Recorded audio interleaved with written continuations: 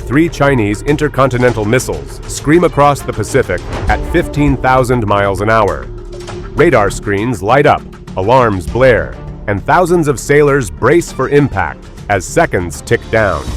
Two are destroyed, but one slips through, tearing a hole in the USS Ronald Reagan and setting a $70 million jet ablaze. In that moment, Beijing had crossed a threshold no one thought they would. What happens next changes the balance of power forever and reveals how close we came to a nightmare that could rival the Cuban Missile Crisis. Before we move on, please take a moment to subscribe to the channel and like the video. How did three missiles in the sky nearly change history in under 5 minutes? It began as a quiet night in the Western Pacific. The calm shattered when radar operators aboard the USS Ronald Reagan strike group saw three streaks racing out of mainland China. These weren't routine test launches or warning shots. They were intercontinental ballistic missiles deliberately fired toward an American carrier sailing near Taiwan, an unmistakable act of aggression. The first blips appeared on the Aegis radar arrays, climbing into near space before turning on their arcs back toward the ocean. At that moment, every sailor aboard the Reagan understood what was at stake. If just one of those warheads hit dead center, it would erase a floating city of more than 5,000 men and women in an instant. The clock was merciless. At over 15,000 miles per hour, there was almost no room for error. Red lights flared across the Combat Information Center. Voices in headsets strained against the ticking seconds, and the chain of command pushed the Aegis defense system into action.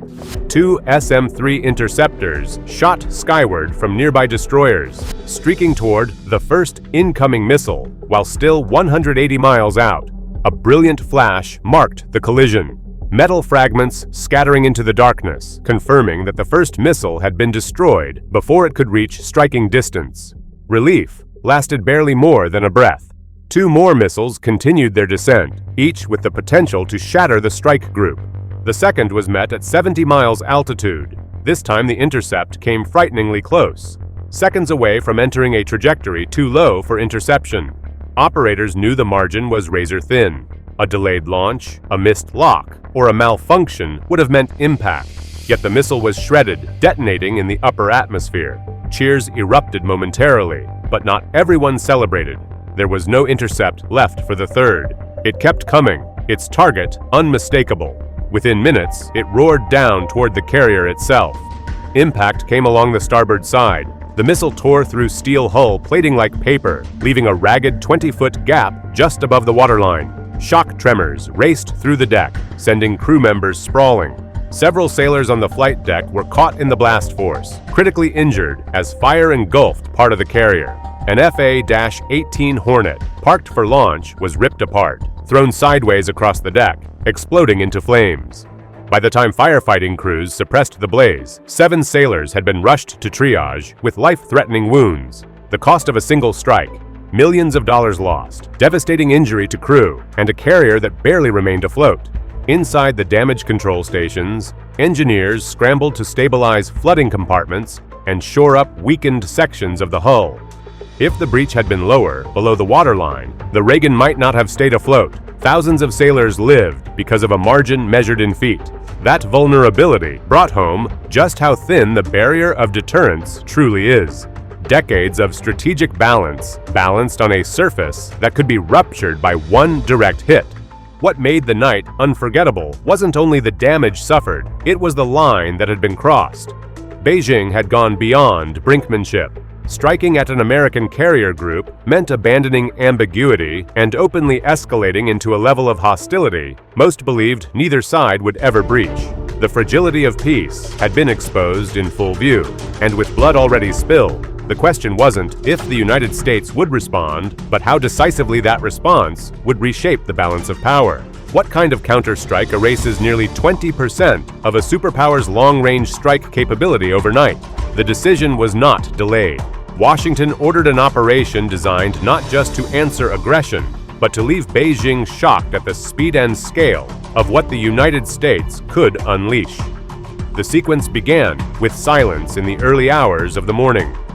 At 3:30 a.m., American electronic warfare planes swept across the edge of Chinese airspace, pumping out signals that blinded radar stations and jammed communications. Operators on the ground saw phantom targets on their screens, unable to differentiate friend from foe. That was the opening the Pentagon needed, and into that gap came the shadows of America's most secret weapons. Two B-2 Spirit stealth bombers, their wingspans stretching 172 feet, yet invisible to enemy radars, crossed the coastline at high altitude. Each carried the GBU-57, a massive bunker buster that could slam through hundreds of feet of reinforced concrete. The mission: destroy a missile complex sprawling across a site larger than 40 football fields. Below, the facility housed active launch vehicles, hardened silos, fuel depots, and a maze of command stations. For years, it had been considered untouchable. Now, it was the primary target. As the bombers reached their coordinates, both aircraft released their payloads in sequence. Seconds later, the first detonation shuddered underground, ripping through layers of steel and rock plating. The second followed, burrowing deep before snapping the spine of the missile silo's central hub. While the Earth still shook from those blasts, waves of Tomahawk cruise missiles arrived. 15 in total, launched from submarines and destroyers positioned across the region, came in low over the terrain. They struck fuel tanks, barracks, and communications towers with pinpoint accuracy. Each explosion ignited secondary blasts that cascaded across the compound in eerie succession, spreading fireballs through the night sky. Surveillance feeds recorded bunker doors blowing apart, radar domes crashing down, and entire sections of the complex reduced to flaming rubble. The fallout inside was devastating.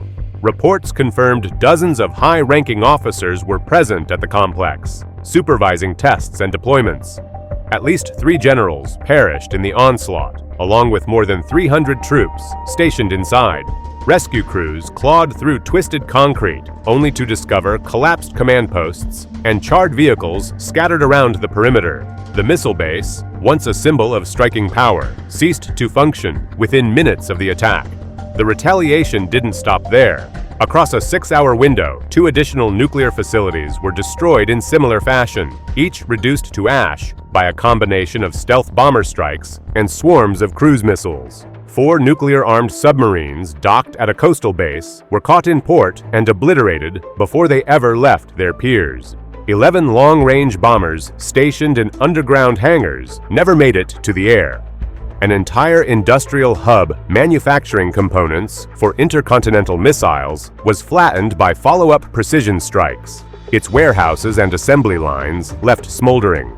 By dawn, an estimated $15 billion in Chinese strategic assets were gone. 3 nuclear bases were erased, 4 submarines gone, bombers buried under rubble, production ground to a halt. Most striking of all, not a single American civilian casualty was recorded, and U.S. losses during the operation were negligible. For Beijing, the nightmare scenario had unfolded. Nearly 1/5 of its strike capability dismantled in less than one night.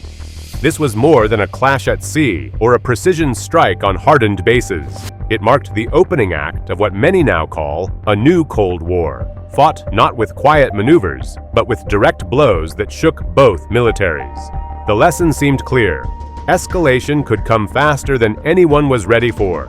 The real question now isn't whether the United States proved overwhelming strength. It did. The question is whether a wounded rival accepts deterrence or seeks payback at even greater risk.